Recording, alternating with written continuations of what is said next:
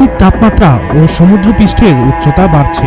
নিম্ন উপকূলীয় শহরগুলি ইতিমধ্যেই ধ্বংসাত্মক বন্যার সম্মুখীন হচ্ছে এবং ক্রমবর্ধমান জোয়ারের বিরুদ্ধে লড়াই করার জন্য সৃজনশীল সমাধানের একের পর এক বাঁধ নির্মাণ করেছে শক্তিশালী দেশগুলি, যা নিম্নাঞ্চল দেশগুলো ছাড়া পরিবেশের দিক দিয়ে দিন দিন ঝুঁকিপূর্ণভাবে এগিয়ে যাচ্ছে। এই মুহূর্তে বাংলাদেশে 11টি জেলা বন্যা কবলিত। এই জেলাগুলোয় বন্যায় ক্ষতিগ্রস্ত মানুষের সংখ্যা প্রায় ৪৫ লাখ। পানিবন্দী ৮,৮৭,৬২৯টি পরিবার। এখন পর্যন্ত ১৩ জন মারা গেছেন। আকস্মিকভাবে বিনা নোটিশে ছাড়া ডম্বুর বাঁধ খুলে দেওয়ায় বাংলাদেশের এই বন্যা সৃষ্টি হয়েছে। ঠিক ভারতের সাথে এমন ঘটনা ঘটতে পারে যদি ব্রহ্মপুত্র নদে চীনের বাঁধ 3 গর্জেস বাঁধ, যা উত্তর পূর্ব ভারতকে বেশ ভোগাতে পারে। ব্রহ্মপুত্র নদের নিচের অংশে 8টি হাইড্রোলিক বাঁধ তৈরি হয়েছে, যার জলধারণ ক্ষমতার ভিত্তিতে এই বাঁধ পৃথিবীর বৃহত্তম শক্তিশালী উৎপাদন কেন্দ্রগুলির মধ্যে অন্যতম।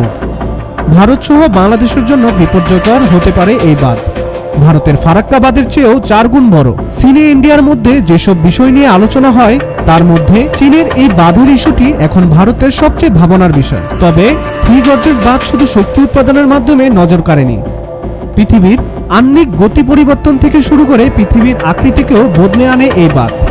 3 গর্জেস বাঁধের কংক্রিট স্যুট, স্লিপওয়ে গেট সহ নানা জরুরি ব্যবস্থা নেওয়া হয়।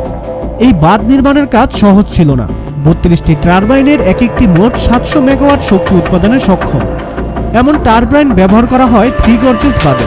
এছাড়া 3 গর্জেস বাঁধে বিদ্যুৎ উৎপাদনের ক্ষেত্রে বেশ ভূমিকা রেখেছে। এছাড়া ইউক্রেনের গুরুত্বপূর্ণ বিশাল একটি বাঁধ রাশিয়ার বিস্ফোরণের মাধ্যমে উড়িয়ে দিয়েছে বলে কিয়েভ অভিযোগ করে। তারা বলেছিল ইউক্রেনীয় বাহিনী যাতে নিপ্র নদী পার হয়ে দেশটির দক্ষিণাঞ্চল রুশ বাহিনীর উপর পাল্টা সামরিক আক্রমণ চালাতে না পারে, সেজন্যই বাঁধটি ধ্বংস করে দেওয়া হয়েছিল। বাঁধটি বিধ্বস্ত হওয়ার পরপরই আশেপাশের এলাকায় বেশ কয়েকজন মানুষ হতাহত হয়। তাই বলাই যায় প্রতিটি বৃহৎ বাঁধের সাথে পার্শ্ববর্তী দেশের অবস্থান টিকিয়ে রাখা খুবই দুষ্কর।